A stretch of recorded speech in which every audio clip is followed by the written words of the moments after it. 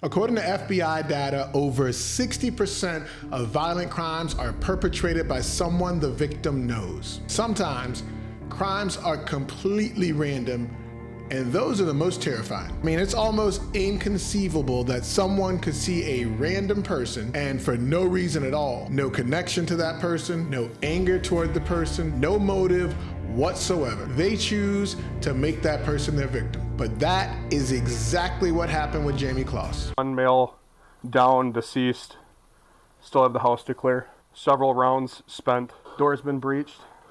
We're missing somebody. Hey everybody, welcome back to the Stranger Than Fiction podcast. Let's get to it. This story starts in 2018 on October 15th in the wee hours of the morning in a neighborhood just outside of Barron, Wisconsin. The Closs family was sound asleep inside of their home when the family dog that sleeps with Jayme, their 13-year-old daughter, starts barking as a strange car pulls into their driveway. This wakes Jayme up, and she looks out of the window and she sees a car that she doesn't recognize. Now it's about 1 o'clock in the morning and this sets off all types of alarm bells. So Jayme jumps out of bed, rushes to her parents' room and wakes them up. The father, James, grabs a flashlight and heads to the front door. Meanwhile, Jayme and her mother, Denise, rush into the bathroom. They shut the door, lock it, barricade it with a dresser, and then clamber into the bathtub and shut the shower curtain. Now this may seem a little bit overboard, but it's late, they're not expecting anyone, and they just have a weird feeling about the whole thing. So as they're hiding in the bathroom,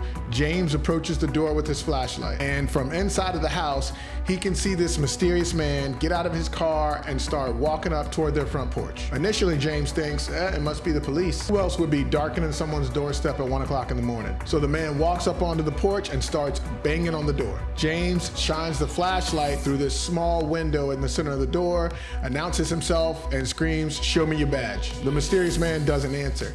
Instead, he raises the shotgun that he's been carrying at his side, aims it at the center of the door, and lets out one shot that hits James in the face, killing him almost instantly. Now, back in the bathroom, Jayme and her mom hear the gunshot go off, so Denise immediately starts dialing 911.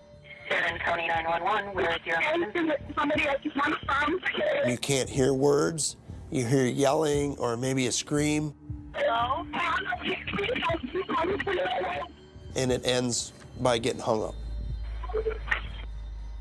Now, while she's on the phone with the operator, the man outside starts beating and banging on the door, but the door isn't budging. So eventually he levels his shotgun at the lock and rips off another round, blowing the door open. He charges inside into this empty, dark house. He's scanning around, he starts searching the house, but this isn't a home invasion or some kind of burglary. This man came for a very specific purpose, and he knows exactly what he's looking for. So as he scans the house, he notices all the doors are open except one, and it's the bathroom door, so he makes a beeline for that. He tries to open the door, but it's locked, so he starts ramming his shoulder into it, but because they have the dresser propped up against the door, it's not opening. So he takes his shotgun, flips it around, and he starts just hammering on the door with the butt of the gun. The top half of the door breaks apart, and he's able to kind of push his way inside, shove the dresser out of the way, and get into the bathroom. He rips the shower curtain down, and there he finds Jayme and her mother huddled in the tub together, with Denise wrapping her arms around her daughter trying to protect her. He throws a roll of duct tape to Denise and tells her to wrap up Jayme's feet, her hands, and put duct tape over her mouth. Denise refuses,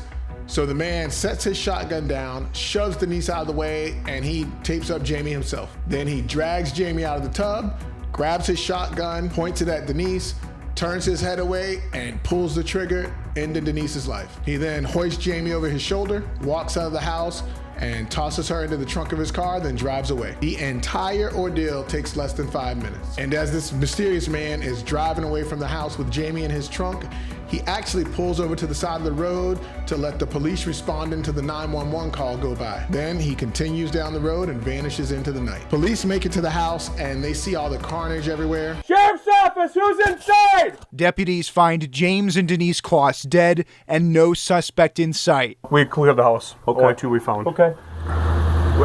So Whoever was here is gone. And once they piece together what's happened, they begin searching for Jayme. Now, this manhunt would eventually last for 3 months, but there isn't much to go on, and people have their doubts. They don't think there's any way they're gonna find Jayme alive ever again. This mysterious man has disappeared without a trace.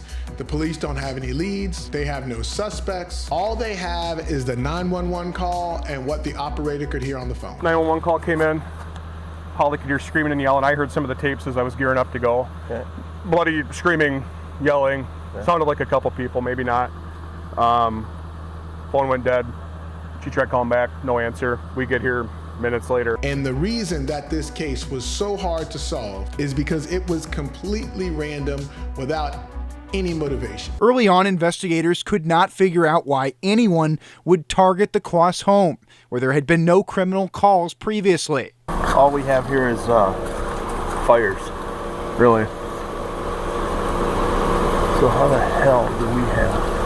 You see, the mysterious man that committed this crime was named Jake Patterson, and he had no connection to Jayme, no connection to her parents, and no reason to abduct her. This crime was completely random, and the circumstances that led to it make it one of the most bizarre stories I have ever heard. On just a random day, Jake was driving into work when he passed Jayme getting on her school bus. And literally at that moment, for some unexplainable reason, he decided he needed to take her. I mean, that's at least how he explains it, but you never really know. So at that moment, Jake begins to devise a plan of how he's gonna kidnap Jayme. But he has no criminal record, and by all accounts, he's a pretty regular guy. But he meticulously plans this abduction. He takes his father's Mossberg shotgun because he thinks it'll be difficult to track because it's a pretty common weapon. He buys a mask from Walmart. He shaves all the hair off of his head and his arms and legs. He buys gloves. He wipes those down. He even buys steel-toed boots and some dark clothing to wear for that night. He then cuts the release cord to his trunk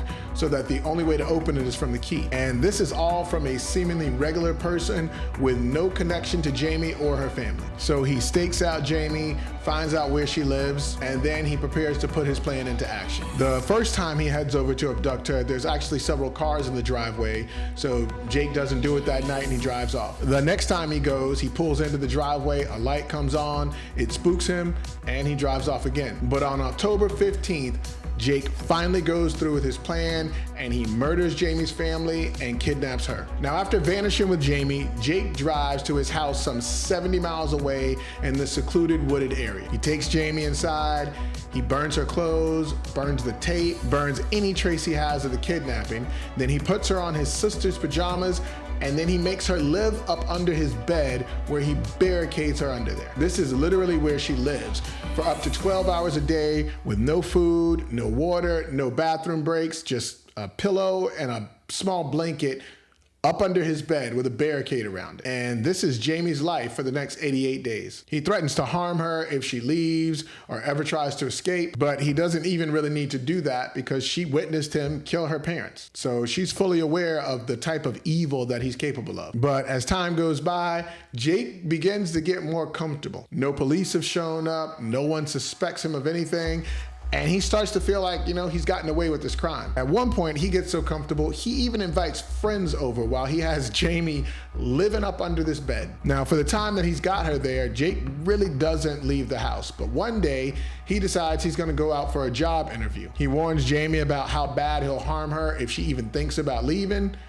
And then he puts her up under her bed in her barricade and he heads out of the door. As soon as Jake leaves, Jayme pushes apart the barricade, which were like books and some small furniture he'd stacked around the bed. She grabs a pair of Jake's shoes that are too big and takes off into the Wisconsin outdoors. Now, it's the dead of winter and Jayme is wearing some pajamas and some shoes that are way too big and on the wrong foot. But she is running for her life, and that's all the motivation she needs. Luckily, she runs into a woman that's out walking her dog and she falls into her arms and starts crying to her for help. Somehow, the woman recognizes Jayme from the news, so she throws her coat over her and then she rushes her into a neighbor's house to call the police. I have a young lady at my house right now, and she says her name is Jayme Closs. Okay, have you seen her photo, ma'am?